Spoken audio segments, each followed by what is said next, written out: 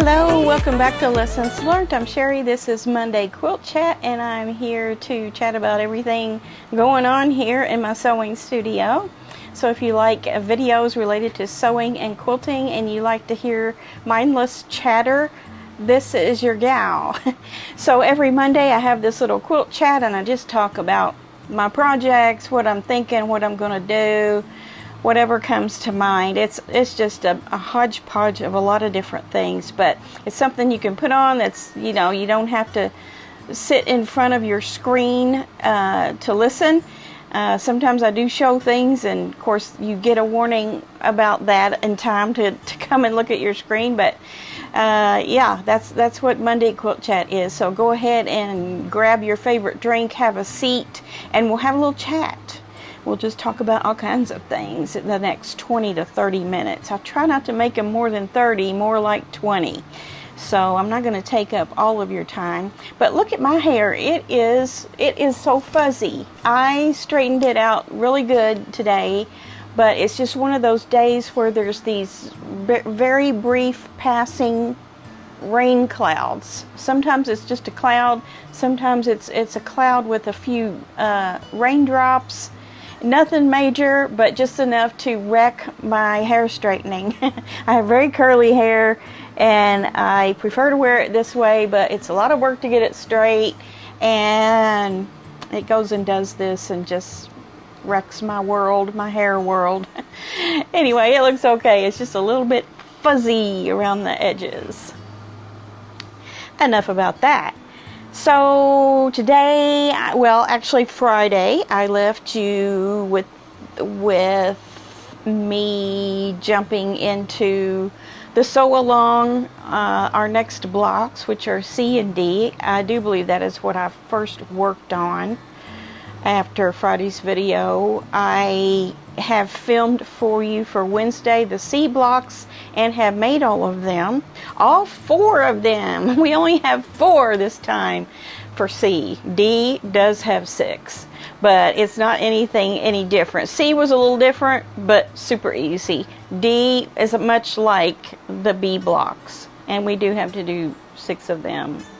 I think they might not be quite as labor intensive as the B blocks, but similar. I think there's some bigger pieces, more bigger pieces than there are the little ones. I could be wrong about that. I can't remember now, but because I've only dealt with the C blocks so far. Yeah, the wind's kicking up out there, and I see another gray cloud, and the sun's shining. So you just never know here in southern Indiana what you're going to get from moment to moment as far as weather. I also started another mindless project, like I needed one or something. 16 patches. You know, I've been doing the 16 patches where I just take a solid color or something that reads as solid along with scraps without thinking how to arrange them. They're just very random. I love those quilts. Love it. I still have to put my blocks together for the burgundy one. So this time, I've been seeing this, and it's nothing new. It's just something I've not done with the 2.5-inch blocks or squares. Is make 16 patches, or you know, you can make them however big you want. I just like the 16 patch, 4 patches. Arrange them by two different prints. Only 2 different prints. See, normally I would have, like, this would be a solid purple, and then I would have all different kinds of prints in here. But these, I'm just using 2 prints, and I'm using my 2.5-inch like jelly roll strips, leftover jelly roll strips, for example. This is all from the same line, all of these that I did. I don't remember the name of the line, but it was some sort of, I'm pretty sure it's a Moda. This one's a little bit on the medium, light medium, but it'll be fine. This one's pretty contrasting. And then I have a brown one. Here's another one with a light. Here's another one that's kind of light, medium, and dark. I don't know, that probably is okay. Another one of those. One like this. This could actually be a little quilt by itself, but it's just really not enough to make even a baby quilt, I don't think. Plus, I don't think that these types of flowers lend themselves to a baby quilt. It's a little bit more on the botanical, modern line. I guess it could be for a girl. So I have all of these. I'm going to take all of these and just mix them in with the other ones that I'm doing, because I don't have any more groupings of jelly roll strips that are of the same line, except for one, which I'll talk about that in a minute. So I had, these are not from the same, these two prints are not from the same line. I just liked them together. So I made 3 of those. So I'll mix those in. This is actually from a line. So if you have 2 jelly roll strips, a light and a dark, of the same line, you'll get 2. You don't have to use it from the same line. You can do just like I did those purple ones. Remember my avocado themed apron? Had 2 jelly roll strips left there. This is a little bit of a stretch because, I don't know, it kind of looks like a, the light blue looks more like a light medium. So, but I think it'll be okay.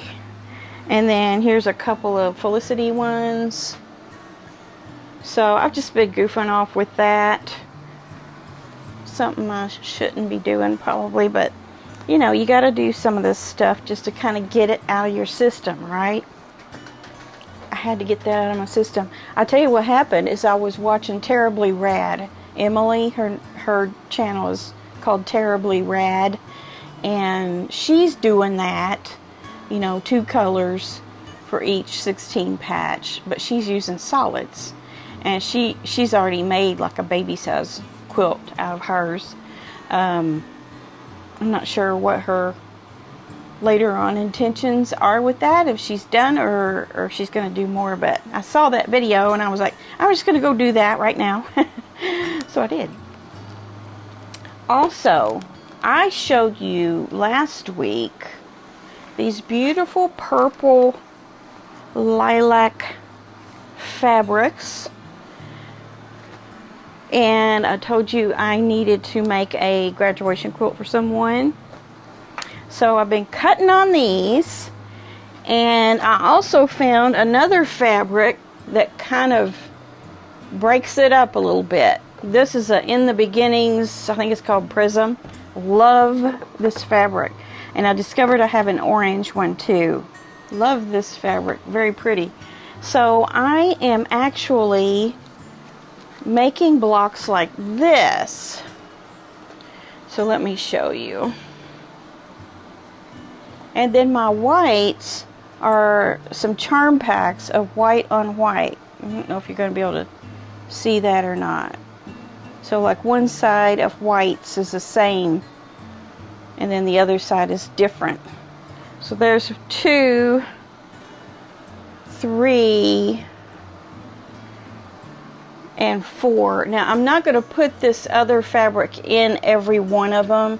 I am going to put some of the lilacs together, the more contrasting ones. Some are light, some are medium. Most of them are kind of medium.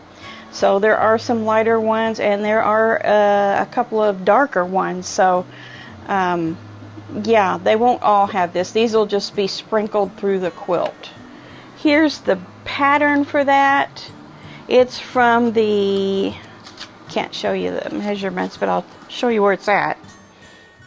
It is Jolly Bar Book Volume 1, and it's called Paper Hearts on page 20. See it? So I'm going to make mine a little bit bigger than that, because this is only 36.5 by 48. That's barely a baby blanket. So I'm going to be making way more than 24 blocks. I've got plenty of fabric to do it. But I did add this one in just to kind of give a little more pop to it, and then also the white instead of, you know, using another color like green or yellow would have been pretty.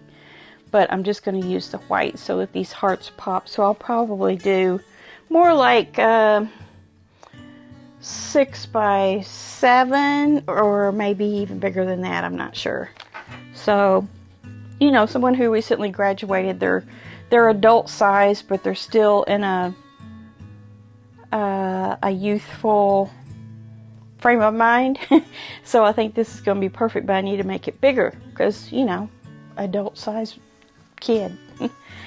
Alright, so I did that. I got started. Now, I did these 4 blocks just kind of experimenting with color and arrangement of these white and all of that. And these will be, these little tops here, see how they're right at the edge? The top of the heart is supposed to be sewn in, and that softens that point a little bit of the heart. So that is correct. I looked at that later and I was like, is that right? Did I do something horribly wrong and I'm supposed to have something sticking out? But no.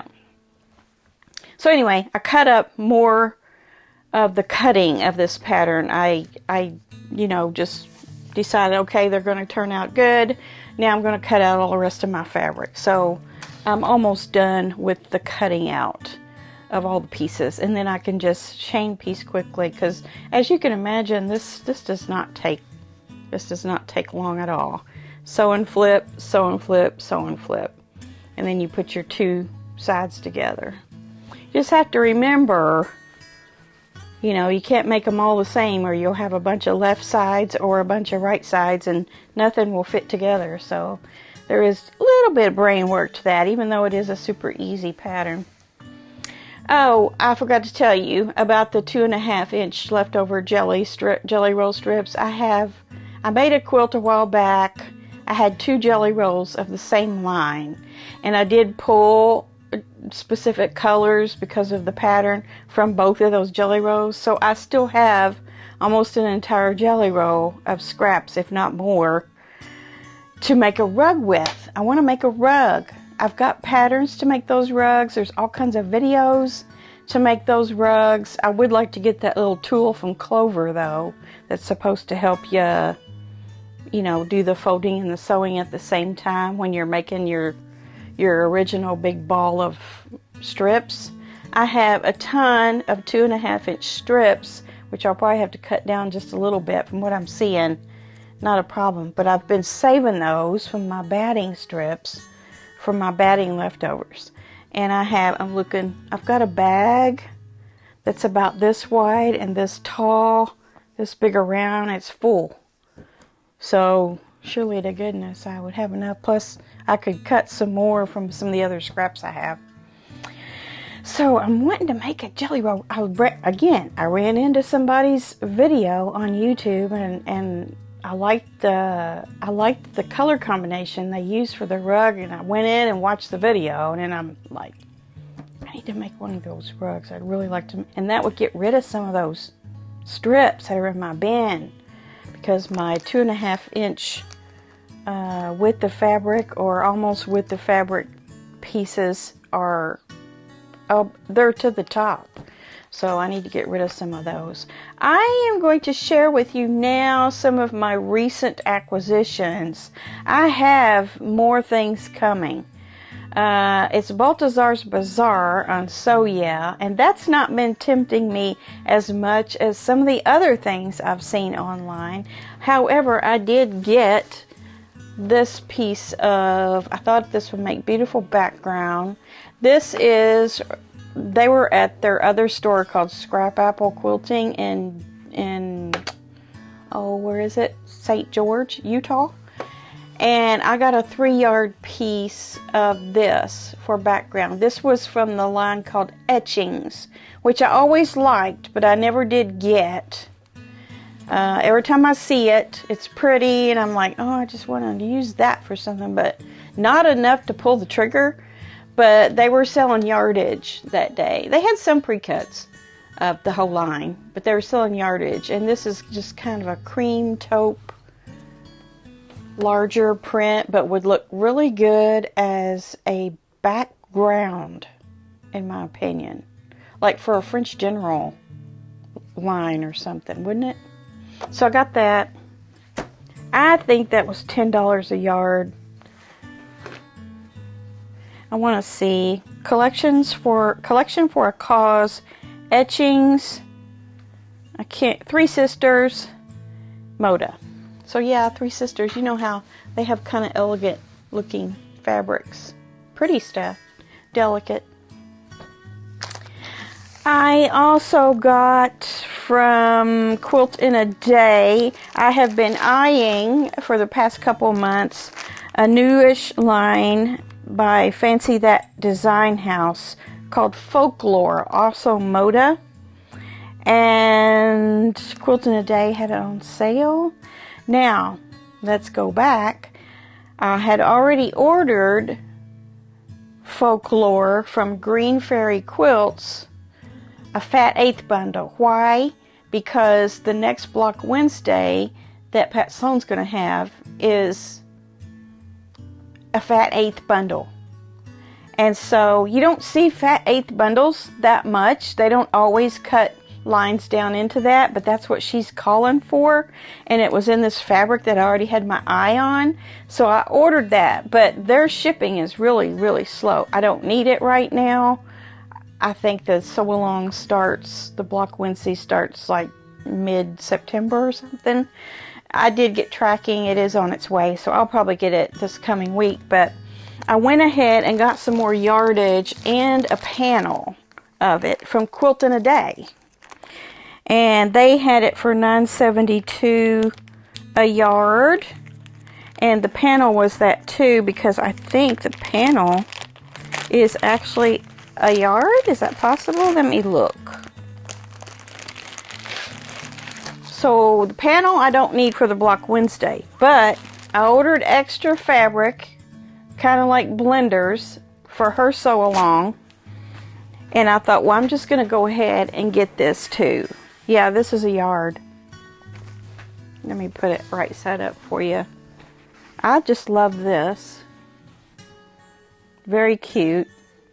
You could cut these apart and put them into a quilt. You could leave them as they are and just put some borders on. I'm not sure what I'm going to do with that. I'll wait. This will be the after quilt from her Block Wednesday. So anyway, I did get this in. $9.72 a yard. It's pretty good, right? I'm thinking.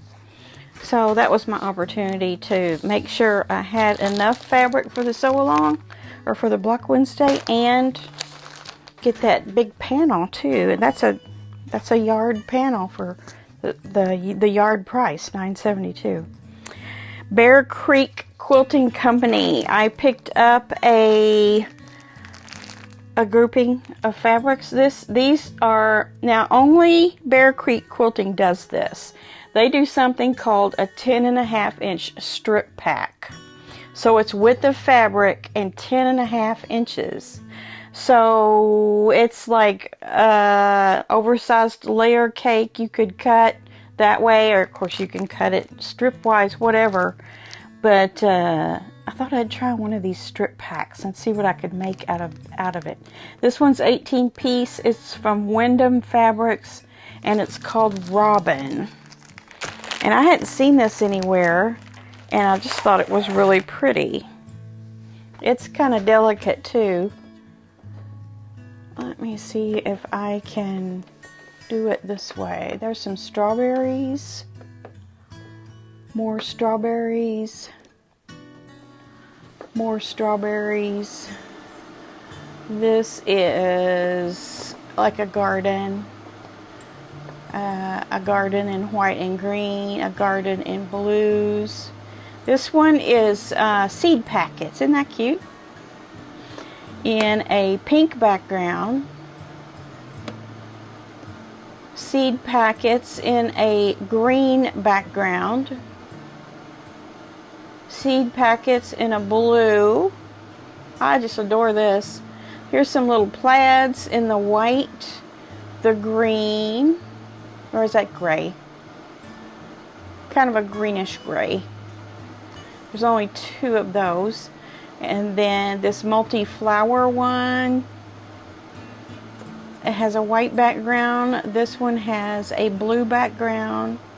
And this one has a darker green background. And then this is a separate one. Well, no, that's a blue one of the same thing below. And then here's the one with the little robins on it. See the little robin? It's cute, isn't it? And then it's got all kinds of other mushrooms, butterflies, some foliage.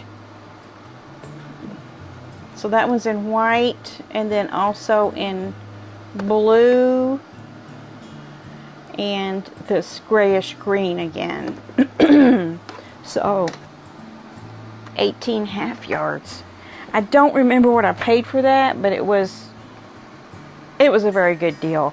I think it was like I think I was figuring that you would have 2 layer cakes wrapped up in this plus, and it came out to $35. Is that possible? I don't know. I may have that wrong, but it was a really, really good deal for how much fabric this is. It's a lot of fabric.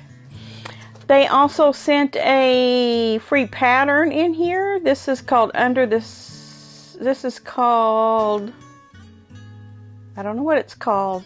It's a Villa Rosa design. Be unique. Hello, it's right there on top.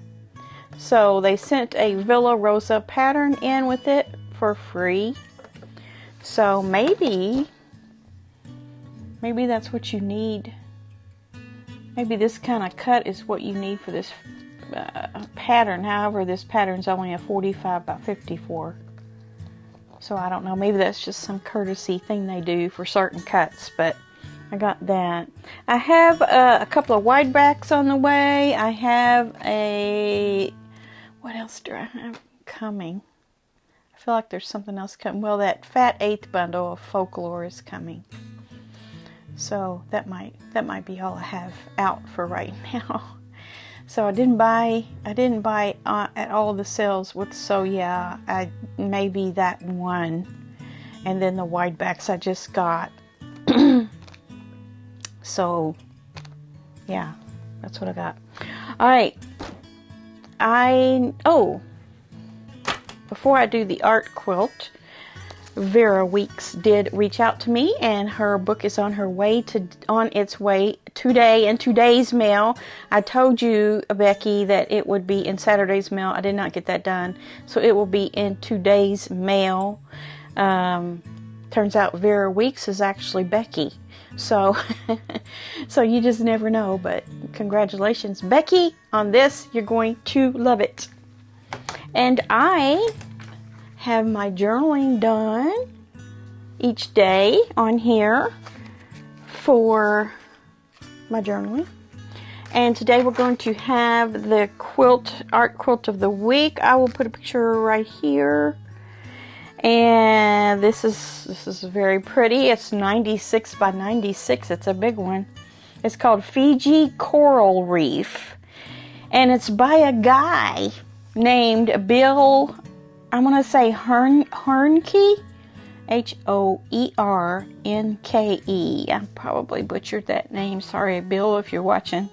From Stoughton, Wisconsin. It says, inspired by his own coral reef photo for the colors, his own coral reef, Bill used fabrics from his mom's large boutique collection. Using Eileen Wright's Argyle pattern, he worked with Olga McAnulty, who computer machine quilted the project.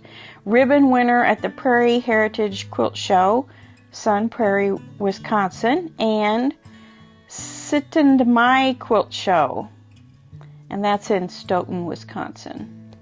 So the pattern is Argyle, More Twist and Turn Bargello Quilts by Eileen Wright by Martingale. So Bargello, see, I just looked this up like 30 minutes ago to know how to pronounce Bargello, and it's not Bargello, it's Bargello, and it's not Bargello like a hard G, it's like a soft D and a Z, so it's Bargello, like that. It originates from a Bargello Museum in Florence, Italy, because the chairs in that museum are done in a tapestry or an embroidery that looks like Bargello, which, you know, we know Bargello is a quilt pattern, right? So I looked it up in the dictionary too, Bargello, and yes, it did refer to embroidery in a zigzag sort of manner, and that's where the quilt pattern spun off of, is those chairs that were stitched like that. So one dictionary said that Bargello was a zigzag embroidery pattern that is supposed to resemble fire. That's what it said. So on our end of things, Bargello, it was defined as a quilting technique that is a strip, I think it said vertical strip technique to create a zigzag pattern.